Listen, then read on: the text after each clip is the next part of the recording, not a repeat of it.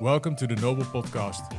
In this podcast, we interview sales legends and share their secrets with the goal to help you improve your sales strategy.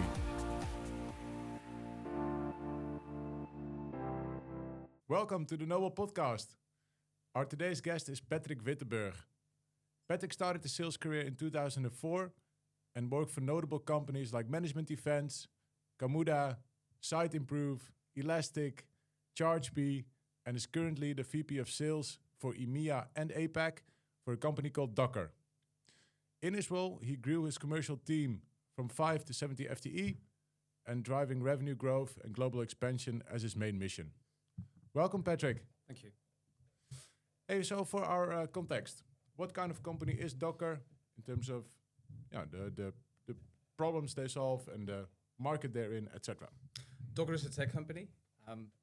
The best way to describe what we do and what we use internally as well is to compare this to shipping. The reason why we call containers, we call what we do containers is if you compare this to 50, 60, 70 years ago, before the advent of physical metal containers on ships, what was happening was that ships would dock for about 50, 60% of the time because there were no standards. You would come with your bag of potatoes, you would put it on the ship. I would come with my bag of onions, put it next to it. It was very illogical. It took a lot of time. And then when the ship was at sea going to its next location, my onions would go bad and they would affect your potatoes. So by the time you would come at your destination, both would be gone. And it was very time consuming. It was very expensive. It wasn't very efficient for global trade. When somebody decided, hey, why don't we just standardize? We come up with this metal box, this metal container. Everything is the same size. Instead of taking days to offload ships, they could do it in an hour or two. So all of a sudden, trade was booming. New possibilities opened. But there was also security, because if my goods went bad, it stayed within my container, my box. Now, if you compare that to Docker, that's exactly what we do as well. So before Docker, if you were a software developer and you would write a line of code, it would work. It would work on your machine. But then when it was time for testing, you would go to your colleague, you would hand it over, but they would have a different laptop with a different OS, a different database, different versions, and it wouldn't work.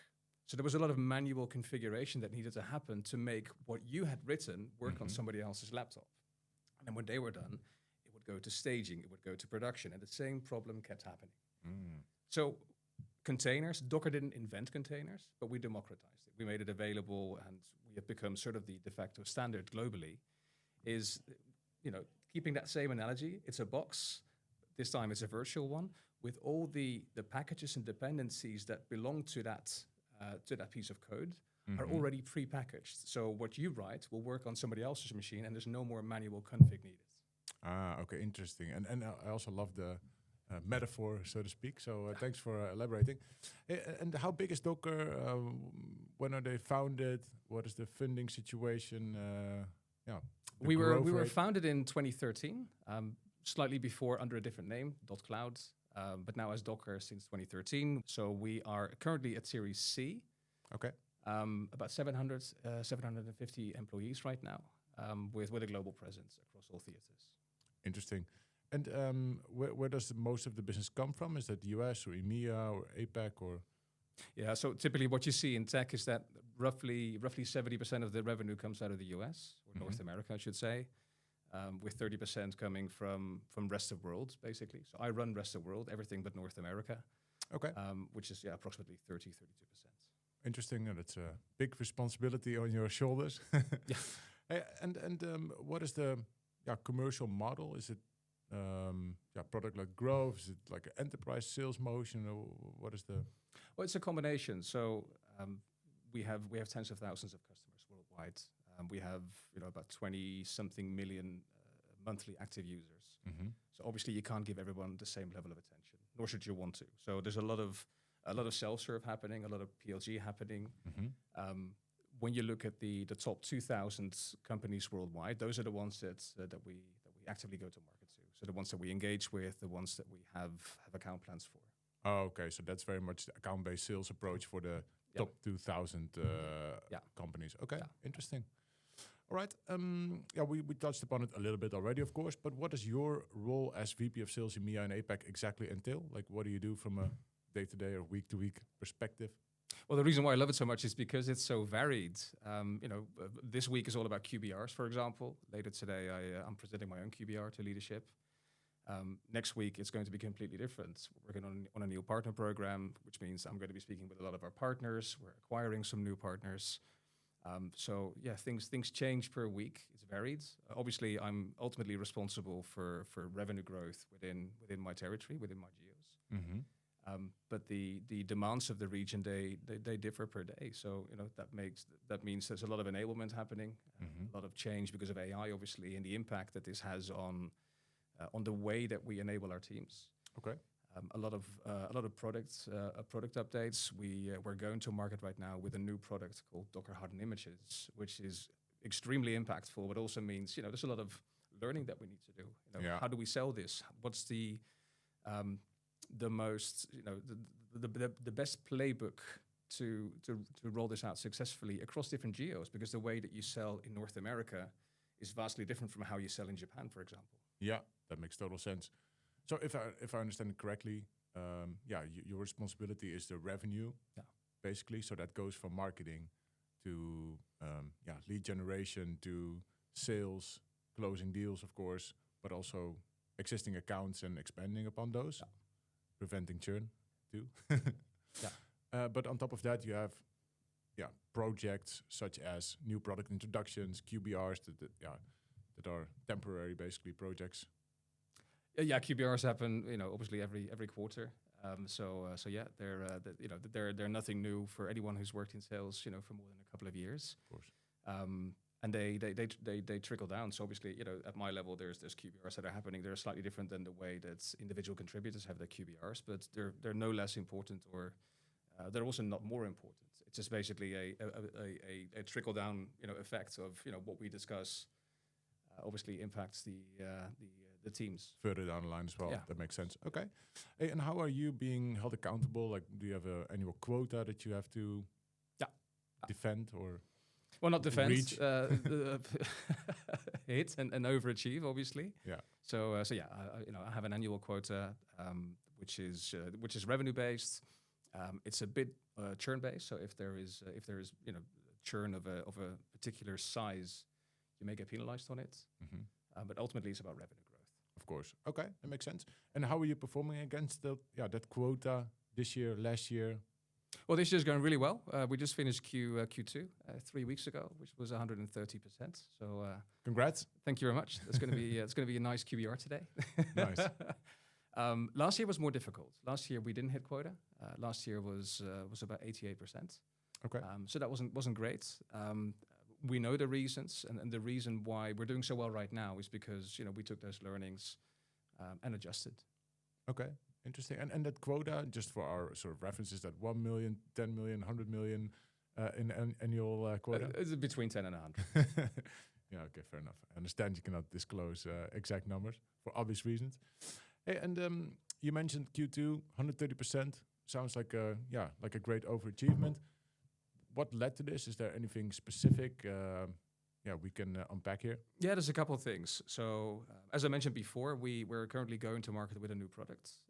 That product is still fairly new, so we're still waiting to see the long-term implications and the long-term revenue attribution. But it's already yielding, so that's fantastic. Mm-hmm. And another thing is that because of all our efforts in the last couple of years, the relationship that we have with our customers now have grown to the point where we're closing site licenses, so all you can eat licenses. Okay. That are typically bigger. Okay. So basically bigger enterprise licenses that cover. Yeah, just basically as many.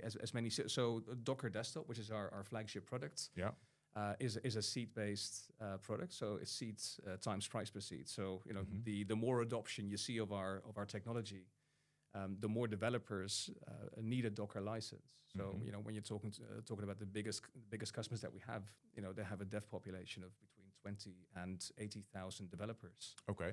Who would need licenses. So obviously at some point when adoption reaches critical states and you're considered to be a critical piece of their tech stack, site licenses come into play. Yeah, of course. Okay, that makes sense.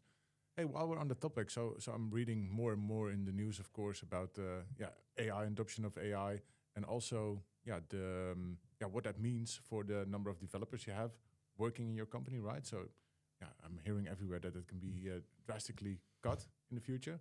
Will that also affect then these pricing models, or how do you see that evolving for Docker, for example? Yeah. So first of all, I think it's a bit premature to already think or say that the number of developers is going to change drastically. I think the scope of a developer's day to day is going to change, and AI is not just going to it's not going to replace people per se, but more change the way that they work and hopefully make them more effective, more productive, which is what we all want. It's how I'm using AI myself. But yes, I mean, it could fundamentally change the way that we do business, and it's also why we, just like any other company out there, is focusing very hard on AI products. Exactly. So, working with AI instead of being replaced by AI. Yeah, but also, because of the position that we have within the SDLC, the software development lifecycle, we have a product called Docker Hub, which is basically the largest open source image repository in the world. So if you're a developer, you're using Docker Hub. Yeah, 100%. About 95 out of 100 times. What we're doing right now is building our AI propositions that aren't necessarily monetized to make sure that whenever developers from across the world are working on AI products, they're doing it through Docker. Okay, that's an interesting angle of course for you guys. Yeah. So in the last few years, we've spoken to countless sales leaders, and what we discovered is that there are basically 6 main pillars to the success of a successful sales leader. So when you break these pillars down, one of them is hiring, retention, rewards. The second one is inspire and motivate. The third one is training, coaching, and performance management. So these 3 are all around managing a team, being a leader, etc. And then there are 3 more that are focused more on your individual contributions as a leader. So looking at strategic vision. So where are we going with the company? What are competitors doing? What is the landscape, etc. Operational excellence. So how are we gonna, have great processes, tooling, data models, etc. And the execution of that. And then finally, internal collaboration and alignment is also on your shoulders, of course, as a leader that you personally need to do. But I guess there are many other podcasts that can focus on these areas. For us, the human and the team part is most relevant and important, of course. So I would like to focus on the first 3 pillars and ask a few questions and learn from you and be inspired. Sure. On the front of hiring, retention, and rewards. So what is your number 1 tip that you can give to the listener today regarding hiring, rewarding, and retaining talent? Before I answer the question, let me just quickly make sure that we can cut this if we have to. Are you talking about for hiring managers or for candidates? No, so hiring in your team, for your team. Oh, hiring in my team. Okay, Yeah. all right. Okay. So hiring for your team, retaining talent in your team, and rewarding your team. Okay. What is the number 1 secret or the number 1 tip you can give to the listener today that will help them in a day-to-day job? There's one thing that I personally value more than any other skill or character trait when it comes to anyone in go-to-market or anyone in a customer-facing role, and that's curiosity. For me, the buck stops at curiosity. If you are not interested in learning, if you're not interested in asking questions, you can never be successful in a sales job. You may get lucky, but long term, you're never going to make it. Sales is not about it's not about selling. Weird as that may sound. It's not about me convincing you that you need my product. I can do that. Shoving it down your throat. Oh yeah, and that works sometimes, but it doesn't make my business successful long term, because I'll probably overpromise and I'll underdeliver, which means that when you're up for renewal in 12 months' time, you're going to churn.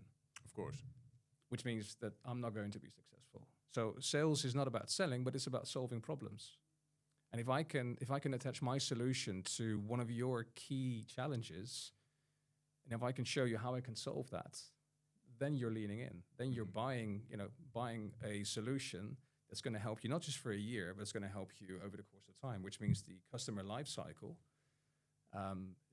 is going to be longer, which means you will be successful long term, and I will be successful long term. Yeah, I love that.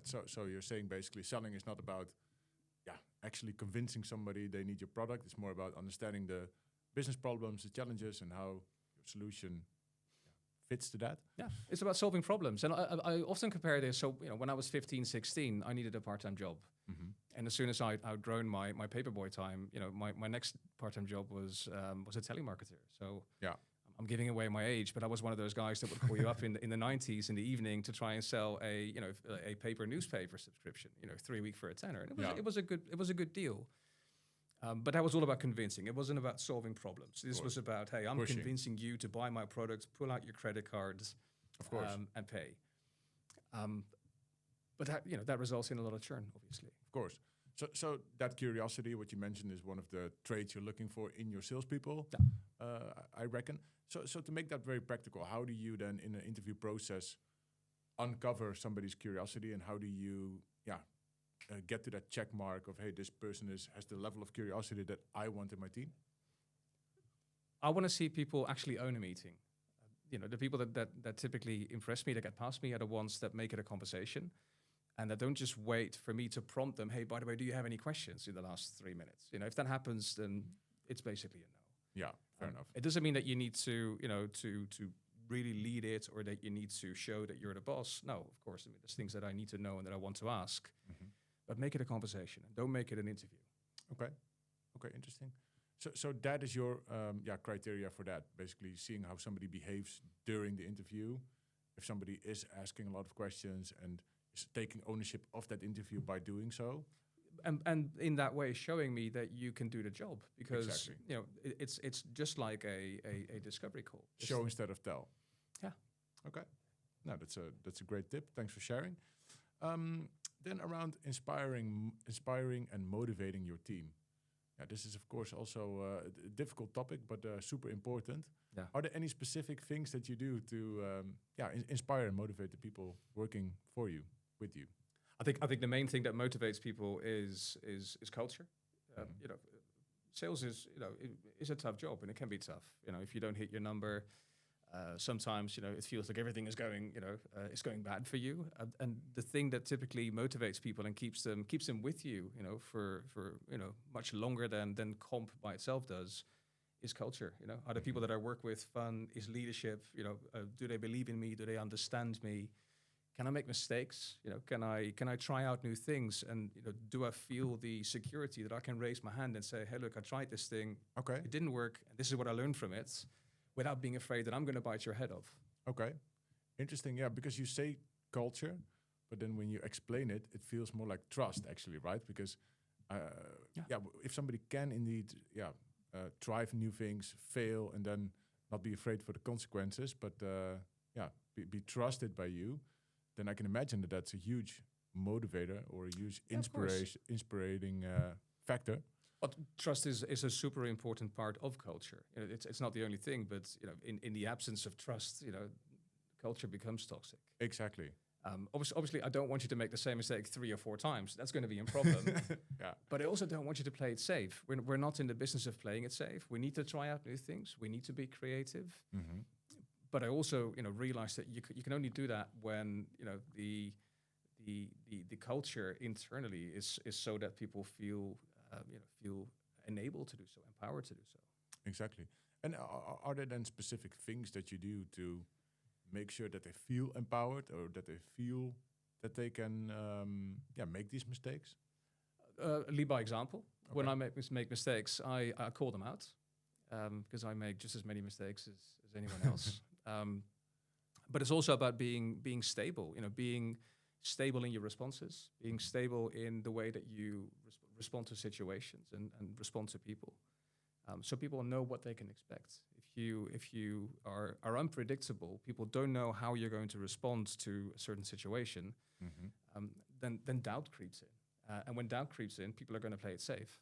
Yeah. Okay.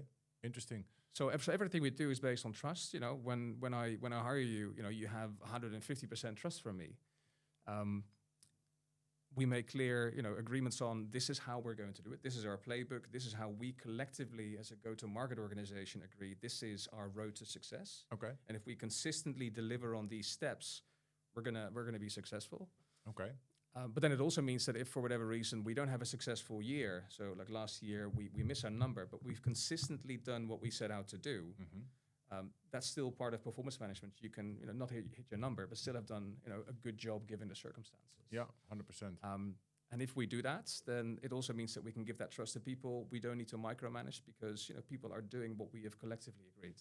Okay, I think that's a very interesting point you raised. So, yeah, that trust is already ingrained from the onboarding process by having like a super clear playbook in the sense of, hey, this is what we set out to do as an organization. Yeah. This is the way that we collaborate. Yeah. This is the way that we treat each other, and this is the way that we expect you to perform. And if not, then these are the way that we handle those kind of things, and we set the right track to get you back on track again. Yeah, no, right on. For me, culture is non-negotiable. So for me, when I hire for individual contributors, one of the interviews is a peer interview, where if you're an AE, you will interview with somebody on your team. Because as much as I may like you as a candidate, or as much as another leader may like you as a candidate, I also want to make sure that within your team or within your pod, because we work in pod structures, there is buy-in towards you. Okay. Because the example that I gave earlier about you can not hit your number but still have had a good year because you did the right things at the right time and consistently. Mm-hmm. It also goes the other way. You can do 120%, but if that 120% goes at the cost of those around you because you are toxic, because you're unbearable, that's not a job well done. Then I'm still not going to be happy with you because your 120 results in maybe 5 times 90% from the other people on your team. Yeah. That makes total sense. And I guess that's also one of the reasons why you have a positive culture and people can collaborate. Because there's buy-in. Yeah, exactly. Yeah. But one question around that. So is that then a make or break interview, or is it okay? Let me phrase it differently. Is the person interviewing, is that an influencer or a decision maker in terms of somebody proceeds to the next round? Yes or no? They're an influencer. Okay. Yes. No. They don't make the decision depending on the feedback. If the feedback is so negative that obviously you cannot ignore that. Yeah. So it can be. It can be a break or break or. How do you call it? Make or break. Make or break interview. Yeah, but it also depends on the interviewer. So there's a couple of people within my org that I have interview. Some of them are really, precise and, perhaps even spend too much time writing scorecards. As a recruiter, you will love that. As a leader, I do too. But there's also people that are maybe a bit more, like holding shooting back from the hip. Or exactly. Or, they just see that as an admin task and they just, want to get it over with as soon as possible, where you don't get as much information. Yeah, fair enough. I haven't had too many rejections from peer interviews. Okay. Well, interesting to take note of this. Definitely a great step to have in an interview process. Then, you already touched upon it a little bit with performance management, but that's actually the third point as well. Training, coaching, and performance management. So do you have any specific tips or tricks, secrets around training, coaching, or when things not are going the right way, performance management? Something that I started doing, doing this for about 18 years now, so I was late, so that's a lesson for me. If I could go back to my early days, that I would invest more time in self-paced learning, because obviously as an employer, as a leader, I can feed you as much enablement and content as I want to, but there's also a responsibility that you yourself have to stay up to date with with industry trends, but also learn new skills. And as a contributor, that can be a new sales technique, new methodology, or listening to podcasts like this one, for example. And as a leader, it can be around those same topics, but also on how do I manage teams, how do I inspire? Yeah. And I think what I could have done more in the beginning was invest more in myself, more self-paced learning. And when I finally woke up to that and I started doing it consistently, I would basically just block 1 hour of my week. That was always Friday morning, 8:30 to 9:30, to work on this. And that could be, I had no agenda, something that I would run into, at some point in the week, something I wanted to learn more about. And that was my time. So I would shut off Slack, I would shut off email, everything, and just focus that 1 hour on learning something. Nice. Yeah, I think that's a great takeaway for your personal development, basically. But how do you then translate that to the people in your team? So how do you, do you also ask them to do that, or how do they take ownership of their training and coaching, or any specific tips there? I recommend it, absolutely. I don't force it upon them because I think it's everywhere. So your career is your responsibility, and not mine. Yeah, and I will help you if you want help. I will help you as much as I'm able to. But I'm not going to hold your hand. It is your responsibility, and if you're ambitious and if you're curious and you want to know more, you will do that. Of course. I'm not going to be the one to kick you into gear. Okay, fair enough. And what about when somebody is maybe not performing to the standards that you want them to, or that Docker wants them to? Yeah. How do you go about that? Do you have a specific approach or a specific methodology that you apply? Well, performance management is a constant thing, right? So we have weekly one-to-ones with between a manager and their direct reports. Okay, that's about feedback. It's about 360-degree feedback. So feedback that I have towards my direct reports, but also feedback that they have towards me, and I proactively ask for that. Yeah. There's QBRs when obviously we look into past performance. But another thing that I have introduced in my organization is everyone has a development plan. Yeah. Okay. So and that changes per quarter. So if I see, or if my leaders see that, hey, look, there's something that this person can do better based on what they've done in the last 3 months. We will adjust your development plan. So that can be something that you can work on. Okay. When speaking about performance management, when things don't go well, it should never come as a surprise. If you're not, no, but you're laughing, but it happens still that one-to-ones are too much of a catch up, and it's not enough about, hey, these are the expectations, and you're not living up to them in certain ways. And that sounds really bad, but sometimes that needs to be said as well. Just like I sometimes need to hear from my boss, hey, there's things that you can do better. Of course. Which is important, because that's what's going to make me grow.